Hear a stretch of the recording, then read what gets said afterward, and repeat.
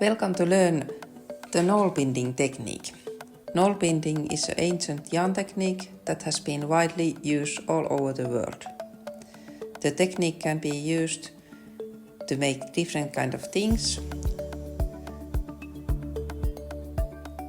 various kind of wrist warmers, bottle caps, and all different kind of uses to protect your gear and to warm your head, for example, and things like that. You can also do a round start for a hat, for example.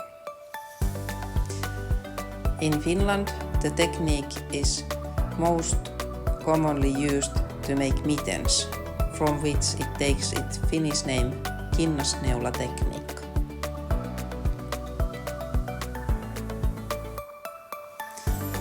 To do this, you need a large needle.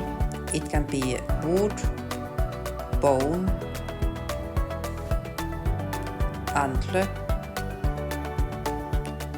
or even some recycled material. It can be shorter or longer, and it can be also curved or straight. It doesn't matter. You also need some yarn.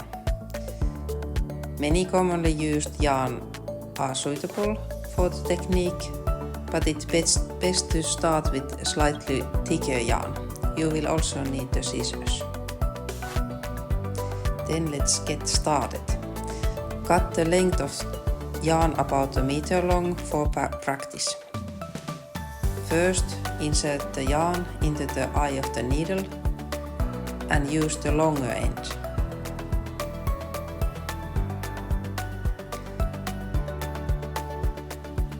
The starting stitches are made like this.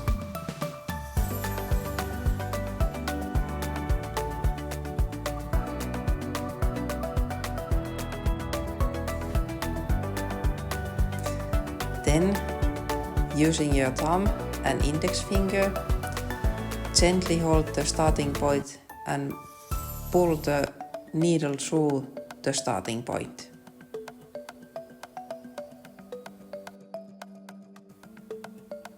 A loop is formed around your thumb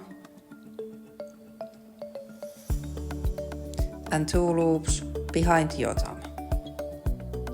Next, take 1 loop behind your thumb to the needle and turn the needle so that it goes underneath the first loop on the thumb and underneath the needle thread.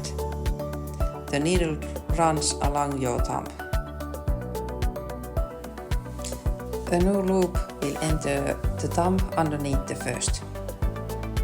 Then take another loop from the back of your thumb and pass the needle again under the loops on your thumb and needle thread. The new loop is placed at the bottom of the thumb. Then the first actual stitch is made. Take the top and the older stitch from the front of your thumb and 1 stitch from the back of your thumb, and again pass the needle underneath 2 loops on your thumb and the needle thread. New loop is formed at the bottom of your loops. Make sure that the starting end of the yarn is away. Repeat this. Take 1 loop from the front of your thumb, 1 from the back, and then pass the needle underneath the threads on your thumb and the needle thread. New loop is always placed on the bottom of your thumb. Big loops are formed on the back of your thumb, and then you just continue like this. The technique requires you to extend the thread every now and then. Especially if your yarn is not fully wool, you can do the extension like this.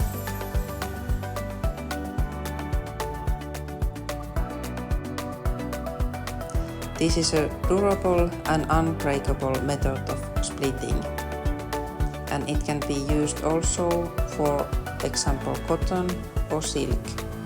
The yarn doesn't need to be wool.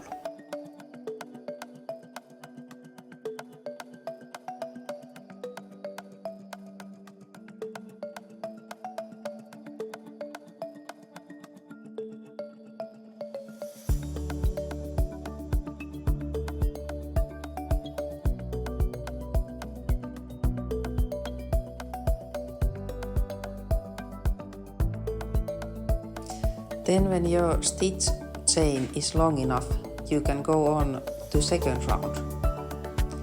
First check that the loop chain is not twisted. Then take a loop from the top of the starting end to the needle and then make the regular stitch. Take one loop on front of your thumb and one from back and go underneath the two loops from on your thumb and the needle thread. Continue like this.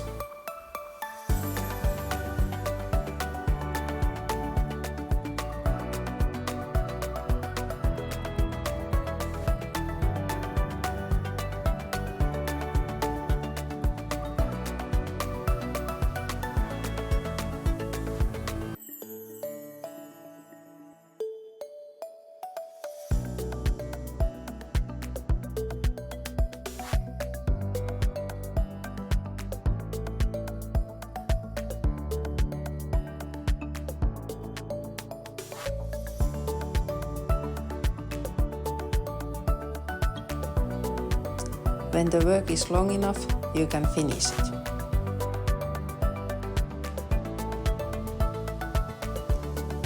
The last few stitches can be tightened up a little. This technique does not unravel, so you can just finish it when you are done.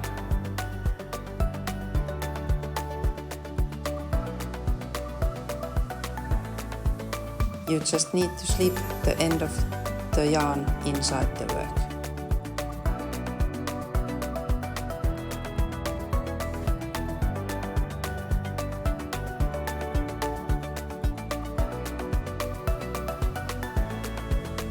The technique is characterized by the fact that the starting and finishing points remain visible.